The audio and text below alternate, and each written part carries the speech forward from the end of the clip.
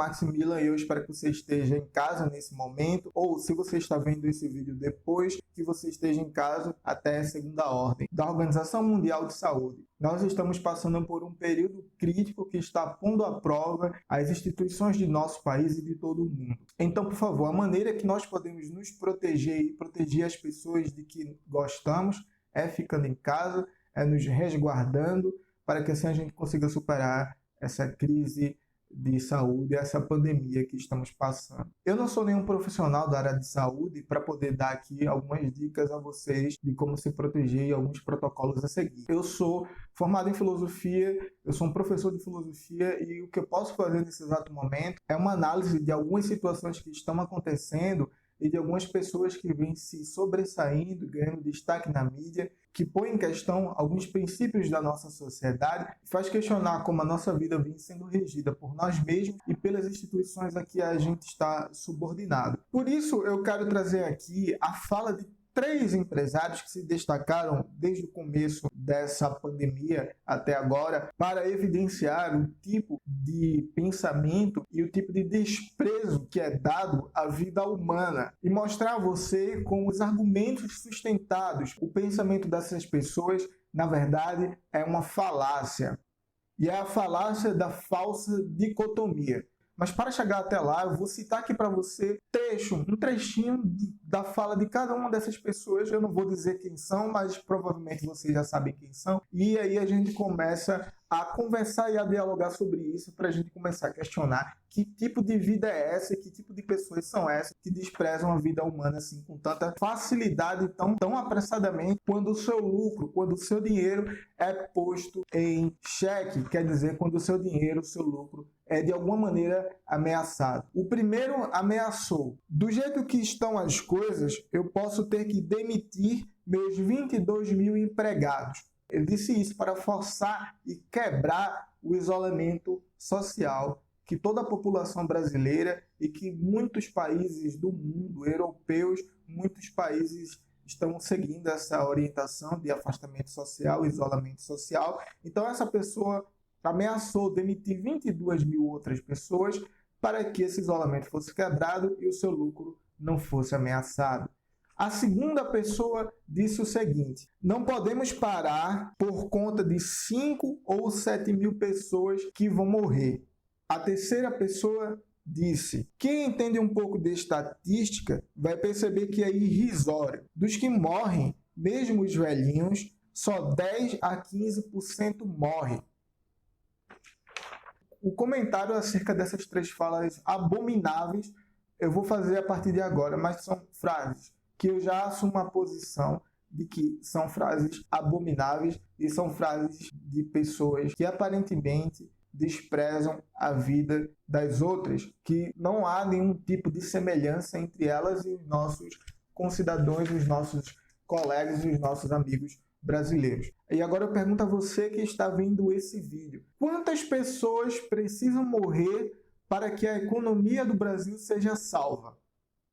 Um lembrete para você sobre a economia do Brasil um pouco antes da pandemia começar a se alastrar no mundo e aqui no nosso país. O PIB do nosso país, depois de um ano sob esse governo, foi de 1,1%. E eu acho que vocês lembram do caso em que o presidente levou um comediante para distribuir bananas a jornalistas para não ter que responder sobre o fracasso do seu Ministério da Economia, sobre a taxa de desemprego alarmante e triste a que a gente chegou. Então, o nosso país já estava economicamente mal, estagnado e quase regredindo antes dessa pandemia. O que vai acontecer agora é que isso vai se aprofundar, mas não é culpa integral dessa pandemia que está acontecendo agora. O Brasil já vem caminhando para esse tipo de recessão econômica e a culpa não pode ser integral dessa pandemia. E o governo talvez vá se aproveitar disso para justificar o seu fracasso. Mas aqui eu quero esclarecer para vocês por que esse tipo de pessoa abominável quer que você acredite que é mais vantajoso que você volte a trabalhar do que ficar em casa isolado, protegendo sua saúde, sua família e as pessoas que você gosta e as pessoas que você ama. Então, para mim, como eu disse no Instagram, se você não me acompanha, vale dar uma olhada. é que essa situação de crise, uma crise extrema, nos obriga, a mim e a você, a reavaliar várias questões importantes e constituintes da nossa vida. Tanto a nossa vida individual, tanto a nossa interioridade, nossos valores, como questões sociais, de relacionamento, de padrões que vem guiando a maneira como a gente deve viver. É nesse momento que a gente precisa aproveitar, já que estamos, nós, privilegiados em casa, podemos questionar e conversar sobre esses padrões e sobre esses princípios. E o meu primeiro questionamento que eu faço nesse vídeo é sobre quanto vale uma vida humana. Será que é mais vantajoso a gente manter a economia nesse sentido, agora, uma economia que já vinha entrando em recessão, do que salvar a vida da população brasileira? E para começar a pensar sobre o posicionamento, sobre a ação dessas pessoas que preferem escolher o seu lucro, a economia, em prol da vida das outras pessoas, das nossas famílias e dos nossos amigos, eu vou utilizar o conceito de utilitarismo, que é um conceito muito importante na filosofia, na história da filosofia, a partir de John Stuart Mill, que, vale lembrar, meus amigos, é um filósofo liberal. Usando o principal conceito do utilitarismo, que eu vou falar aqui rapidamente, você vai poder perceber como essa questão se sustenta sobre uma falsa dicotomia, sobre uma falácia. Então, como falácia, a gente simplesmente descarta o argumento. Porque eu acredito que o princípio que tanto você quanto eu, nesse exato momento, queremos preservar é o valor universal da vida. E tudo que vem ameaçar a sua vida quanto a minha e de nossa família e de nossos amigos deve ser rechaçado. E as pessoas que defendem opinião contrária com argumentos falsos também devem ser rechaçados. E a gente deve expor a fraqueza argumentativa dessas pessoas que ousam ameaçar a vida de uma população e de um país inteiro com vistas a lucros que não valem a vida de um ser humano. Então, para Mill, o princípio que orienta a moralidade é a felicidade. E a ideia central que Mill sustenta, eu vou citar aqui num parágrafo bastante rápido, e você vai entender o que eu quero dizer quando o utilitarismo é uma chave bastante interessante para a gente poder compreender essa situação. O credo que aceita a utilidade ou o princípio da maior felicidade como fundamento da moralidade depende que as ações estão certas na medida em que tendem a promover felicidade, erradas na medida em que tendem a produzir o reverso da felicidade. Isso, meu amigo ou minha amiga, significa que o interesse da pessoa que age, todos nós dois que estamos aqui nesse momento, não tem mais importância do que da outra pessoa que está ao nosso lado. Ou seja, o interesse da ação individual não tem mais importância do que a outra pessoa que está do nosso lado. Todas as ações devem tender para a felicidade da maioria. Portanto, o resultado da nossa ação deve tender para a ausência de dor e o prazer. Isso é o que significa felicidade para Mill. A ausência de dor e prazer. Nesse nosso caso individual de pandemia, isso significa que a gente precisa evitar que pessoas morram.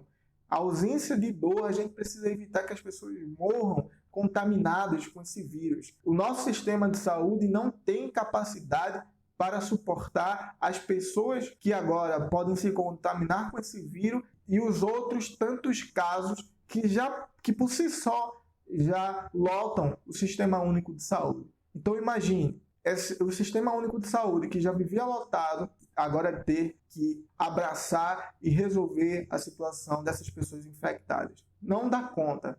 O nosso sistema de saúde não dá conta. Então, você fica em casa. Fique em casa e não escute o presidente. Fique em casa. E agora eu acho que você entende porque a fala dessas pessoas que eu citei no início é prejudicial. Não, você não concorda e você ainda acha que a gente deveria quebrar o isolamento social e voltar a trabalhar? Quer saber por que isso é uma falácia? Quer saber por que isso é uma falsa dicotomia? Antes disso, você deve saber que o princípio que eu me inclino e o princípio que eu defendo é a vida sobre todas as outras coisas até que ela se acabe por causas naturais. Então, eu vou analisar essa falsa dicotomia a partir desse princípio. E eu acredito que todos os outros que não duvidam disso também defendem essa situação. O argumento dessas pessoas que defendem que a gente precisa voltar a trabalhar é o seguinte: é preciso continuar a trabalhar para a economia não entrar em recessão. Segundo, poucas pessoas morrerão com esse vírus. E terceiro, com o isolamento social, as empresas, as pequenas empresas vão quebrar e as pessoas que estão em casa vão passar necessidades básicas. Esse foi um resumo desse argumento geral dessas pessoas que querem que a gente volte a trabalhar e quebre o isolamento. Por que então, Max, isso aqui é uma falácia? Por que isso é uma falsa dicotomia? Porque, meus amigos, eu não sei se vocês lembram, mas a gente vive sobre as instituições de um Estado. E esse Estado que a gente vive, nesse momento, está sob esse desgoverno. Eu quero lembrar vocês de novo a situação da nossa economia um pouco antes dessa epidemia se alastrar no Brasil. PIB, depois de um ano desse governo, foi de 1,1%. O dólar, meus amigos, chegou a R$ 5,00. A economia já estava péssima, já estava caminhando para a recessão. Outra, esse argumento é uma falsa dicotomia porque existe uma terceira opção. Qual é essa terceira opção? O governo que controla o Estado precisa agir, precisa assumir as rédeas da sua responsabilidade. As pessoas que votaram nesse governo, nesse presidente, precisariam, nesse instante, estar cobrando a essa pessoa a responsabilidade que ele assumiu. E também deveriam estar se questionando que tipo de pessoa eles botaram lá. Que tipo de pessoa é essa que manda você mesmo ir para a rua arriscar sua própria vida enquanto ele está lá, protegido. E se caso venha ficar doente, tem o dinheiro suficiente para se curar sem ter que ficar nos corredores dos hospitais que dependem do SUS. Porque ainda não foi aprovada uma renda mínima. E eu falo de uma renda mínima digna, não R$200. Você sabe, tanto quanto eu, que R$200 não dá para sustentar uma família durante um mês. Você sabe muito bem disso. Então esse argumento é uma falsa dicotomia porque apenas está baseado em duas opções e caso uma opção seja verdadeira, a outra assume o valor de falso. E o universo parece girar em torno dessas duas opções, porém existe uma terceira, como eu já vinha falando. E essas opções são voltar a trabalhar e sacrificar a vida de algumas poucas pessoas, segundo essas pessoas que eu citei no início, ou ficar em casa e passar necessidade. Porém, nós temos um Estado que é governado por um governo ineficiente. E eu pergunto a você, você acha que é prioridade para esse governo? Ou tanto faz se você e seus familiares morrerem? E por que eu falei sobre utilitarismo? Porque parece que esses empresários que eu citei no início do vídeo querem pregar uma espécie de utilitarismo às avessas. Quer dizer, preferem sacrificar o todo em relação à parte, que é algo absurdo. É como você querer sacrificar o corpo para manter uma perna. Essas pessoas, na verdade, não estão agindo sem desconsiderar os seus interesses próprios. Na verdade, elas fazem justamente o oposto e agem de acordo com os seus próprios interesses, enquanto a vida de pessoas que são menos afortunadas materialmente são simplesmente dispensáveis. Eu quero que você pense sobre isso. Nesse exato momento, a sua vida é dispensável, tanto para esses empresários, quanto para esse governo ineficiente que está aí. O meu nome é Maximilian, eu sou professor de filosofia e a gente se vê no próximo vídeo.